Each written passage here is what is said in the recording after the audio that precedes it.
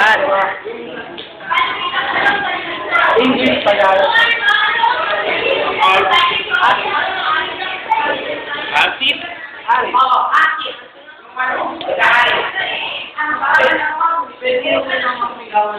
Tapos din lang niya. Ayun din lang rock mo. Atin, atin. Sir, maglilista ako ng maingay. Ha? Maglilista ako ng maingay. Wala ka na. Wala ka na maingay. Bye-bye! Bye-bye! Bye-bye! Punta kami, hindi kami makauwi. Punta kami, makauwi. Madapa ka. Masalamat ka. Madapa ka.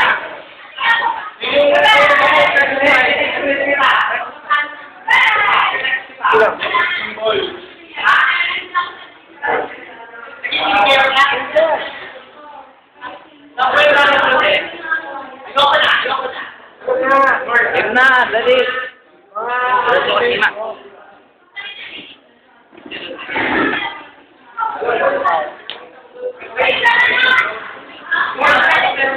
Ha? Yes!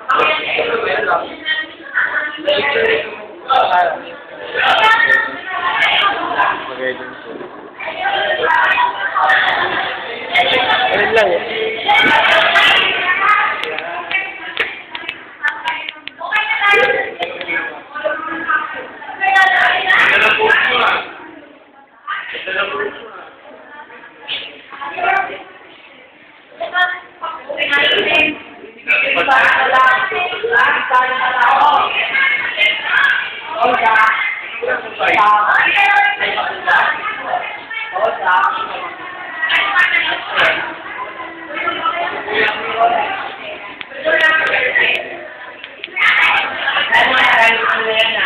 Para maintindihan na yung housing natin. Binibidyo siya. Ano pa yung mga housing natin? Ano yan? Isla mo ko? Ha?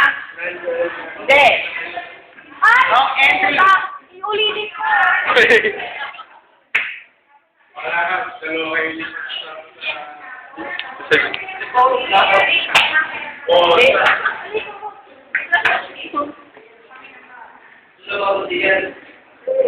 Collecting entry. Ang tawag dyan?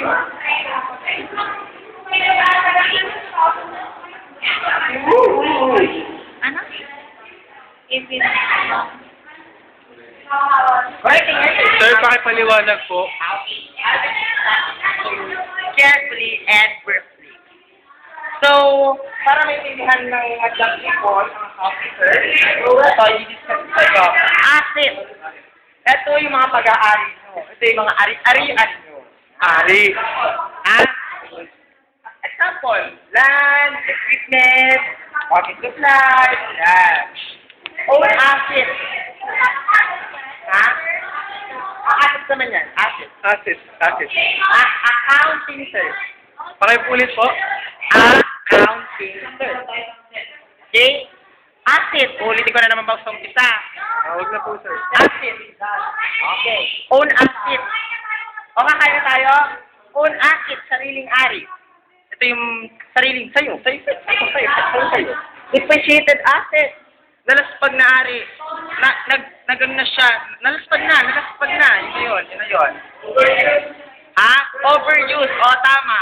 Nasobrahan ng gamit. Naari. Fully depreciated asset. Laspag na. Kasi lagi mong ginagamit every day, mga ganyan. Depende yan. Itong fully depreciated asset, ito yung mga lagi ginagamit natin. Table, chair, Mga ari po na laging ginagamit. bullpen, wrong entry, mali ang pasok mo. Saan po pinasok yun?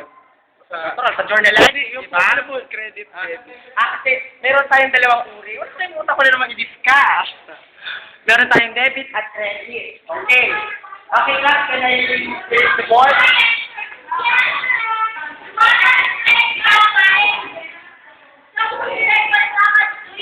Ano po? Nagkakain na ako. Babagay na ako mag-i-discuss. Nakain na kami. Sige po, sir. Ingat.